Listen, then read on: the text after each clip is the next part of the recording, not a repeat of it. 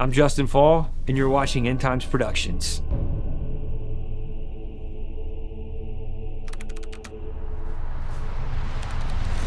Antarctica is a mystery in itself. We still don't fully understand Antarctica, but in 1537, a map shows up called the Perry-Reese map, and there's no ice on Antarctica. So in the 1500s, if this was a accurate representation, Antarctica was not underneath ice. And that's not very long ago when you consider the history of the world. 1537, Perry-Reese map, pretty fascinating little... What brought the ice? I don't know. Was the ice there to keep people out? Was the ice somehow created by whatever forces are residing there? I don't know. But what we know is that there's ice there now, and it's such a harsh climate. It's like the harshest climate in the world. You're talking about some of the craziest winter temperatures and also being a dry environment. The Nazis went there fully prepared. And according to General Dönitz, during the war, he gave an interview saying specifically that in case things took a turn for the worse, they already had a backup plan because they had already established a fortress within the ice. Now, that was a direct reference to what is called Base 211. So, the Nazis go down there. It's very likely that they went ahead and established Base 211 in that initial expedition in 1938. Which, again, if the Nazis had not been successful in going down there and setting up shop, it's likely that World War II never would have happened. It's funny how the mainstream modern world tries to tell all these reasons for World War II while totally ignoring all the things that surrounded it before it actually happened. It's kind of like with the Civil War. What we're talking about the Civil War is really not actually what happened. The causes and what led to the Civil War were not exactly what they make it out to be. I'm not going to go on a tangent there. But people love to take their agenda and to paint history with the paintbrush of their agenda. So, the Nazis come back, and you now have World War II stemming up. This is wild. Everybody's coming against the Nazis. I'm not saying they were good people. They were not. They were occultists. They were very much racist in the term that they wanted to perfect their race. They wanted to bring out their latent abilities. If in fact they were descendants of these Aryan Nephilim, that's what they wanted to do. And again, this is their belief. This is what they believed was their birthright. And something led them to Antarctica. And by the way, they come back from Antarctica and say that they had contact with the king of the earth. You do the math, figure out what that means. The king of the earth, prince of the power of the air, the god of this world, the king over Shambhala. It's not really that much of a stretch. They obviously came into contact with Satan if they came in contact with the king of the world. In their terms. They come back, World War II starts. Interestingly enough, before the war started, they started sending submarines of some of their highest ranking Nazis. You're talking about doctors, engineers, the most brilliant minds, the magicians, occultists. Before, during, and even after World War II, they began a massive exodus of what totaled to be over 1 million Nazis that just fully disappeared. And they didn't know they disappeared until after the war, when they were doing checks and balances on everything in Germany. The entire Reichstag Bank disappeared. By design. I mean, this is all by design. The Nazis knew what they were doing. They were taking these submarines before, during, and after the war in this massive exodus. By the way, during the war, a lot of strange things were happening in Nazi Germany. You had this society called the Vril Society that were really showing their colors. The Vril Society was the inner workings or the upper echelon of the aforementioned Thule Society. So the Thule Society was basically that was the group, that was the general assembly of this secret society.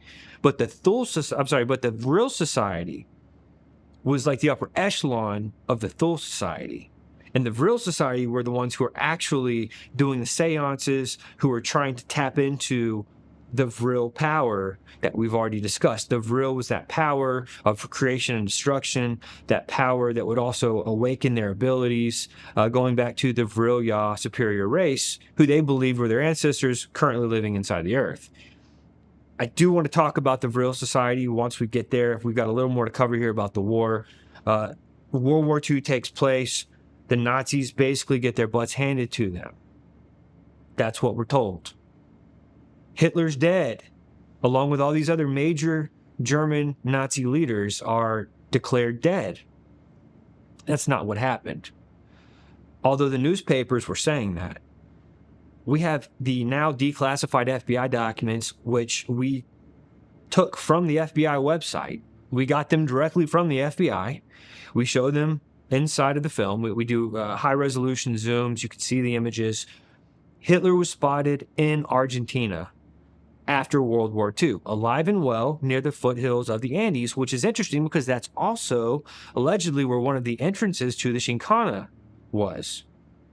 You also, around that same time, had all of these European twins, identical twins, blonde-haired, blue-eyed, identical twins being born to South American women that were not blonde-haired and blue-eyed. And then we find out that not only Hitler made it to Argentina, according to the FBI documents, but there was another very famous Nazi doctor who made it down there as well, who continued to practice his eugenics, by the way. He paraded around as a veterinarian to basically keep his cover from getting blown. But he did all sorts of these experiments on the women down there, and he was going around delivering their children. There's a whole lot of information out there about that. I don't want to go into too much of a tangent. Fascinating stuff. We don't cover all of that in the film. That's just a little bit of a side note from our research. And many people probably know his name. It's Joseph Mengele. He was considered a mad scientist from Nazi Germany. Mengele was going around doing all these things in South America, freely operating, and he was going house to house delivering the children of the people who he was genetically manipulating somehow.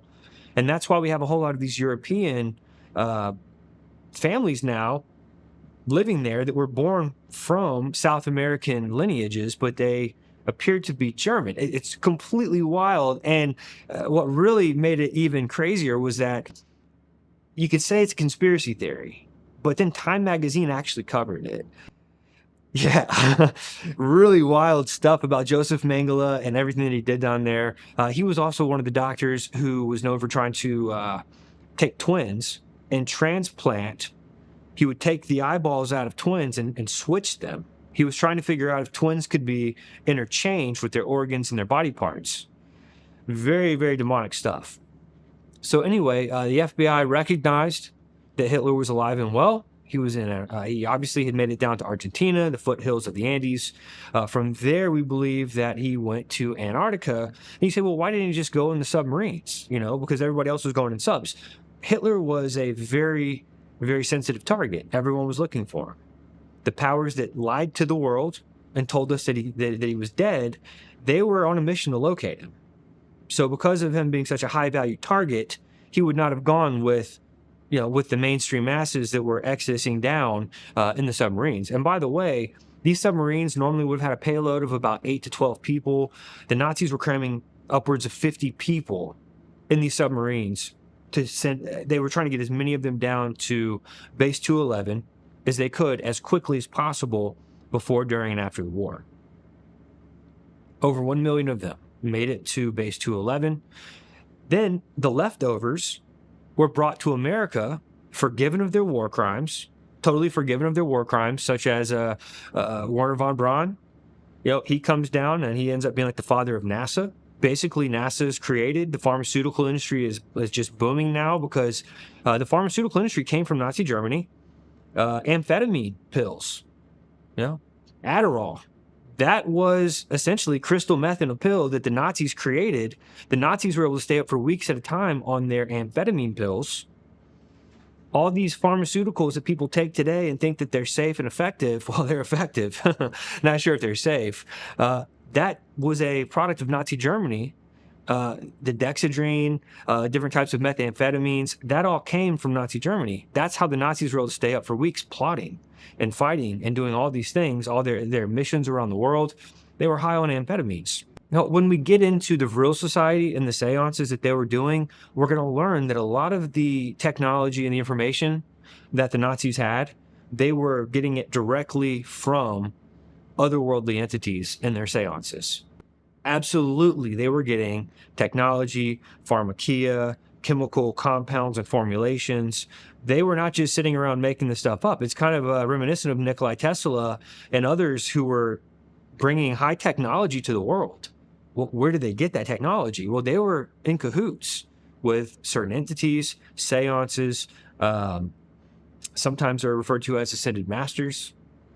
But this goes back to what was taking place when we look back to the Native American stories of the reptilian coming through the portal and corrupting mankind and teaching mankind magic, cutting of roots, mixing of things to make potions, all kinds of, what eventually turned into synthesizing things.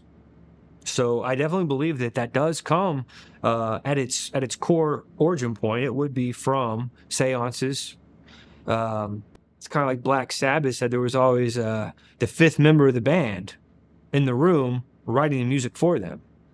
Keith Richards from the Rolling Stones would talk about sitting in a chair, certain body parts getting hard and cold and being taken over and foaming at the mouth. Santana, you've got these crazy interviews that they gave where they would be taken over by an entity, and then the next thing you know, they've got hit music that the world loves.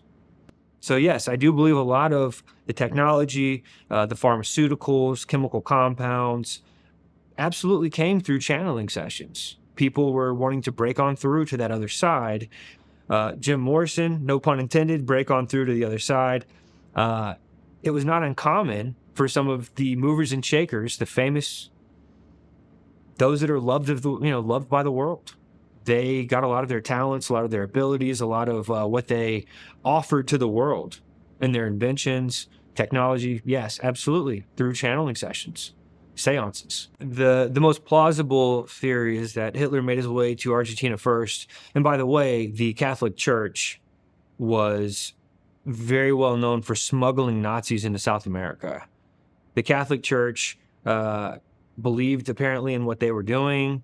And again, we need to really make sure we don't get it twisted.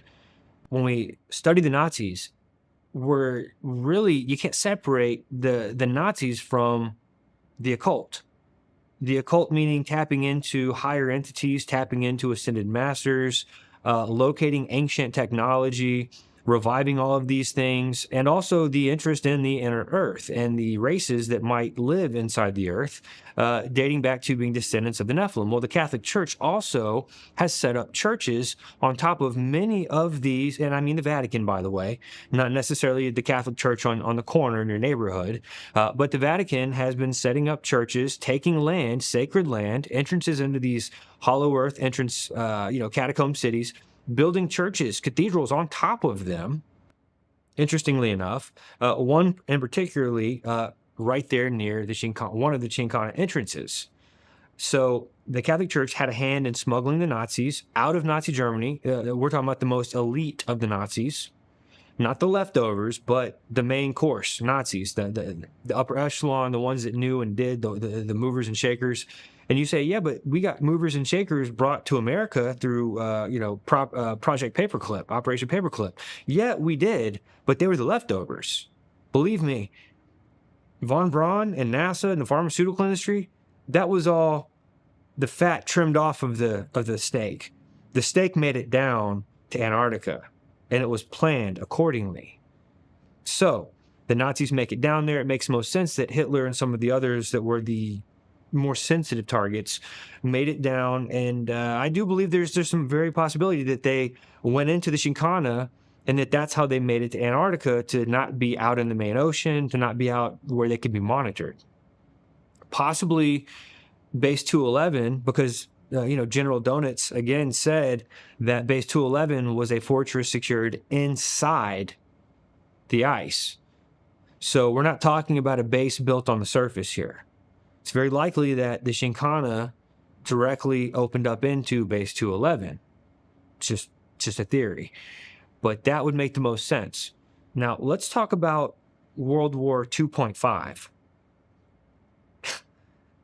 It's amazing how much the American government has completely deceived the taxpayer. I mean, they take your money and they lie to you about where it's going.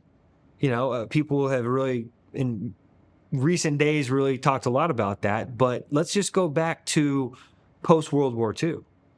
We're told the Nazis have been completely defeated. Our government brings back a bunch of Nazis, forgives them of their war crimes, and then installs them as high-ranking government officials, gives them money and resources, and gives them new names even, to where they're slightly unrecognizable in some situations, depending on how bad the war crimes were. If their war crimes weren't as bad, they could keep their name. Anyway, there are a lot of interesting things there. The Nazis were down in Antarctica. The powerful Nazis, they had a fortress in the ice, and according to their own declarations, had been in contact with the king of the world. So, we have a very interesting scenario arise known as Operation High Jump.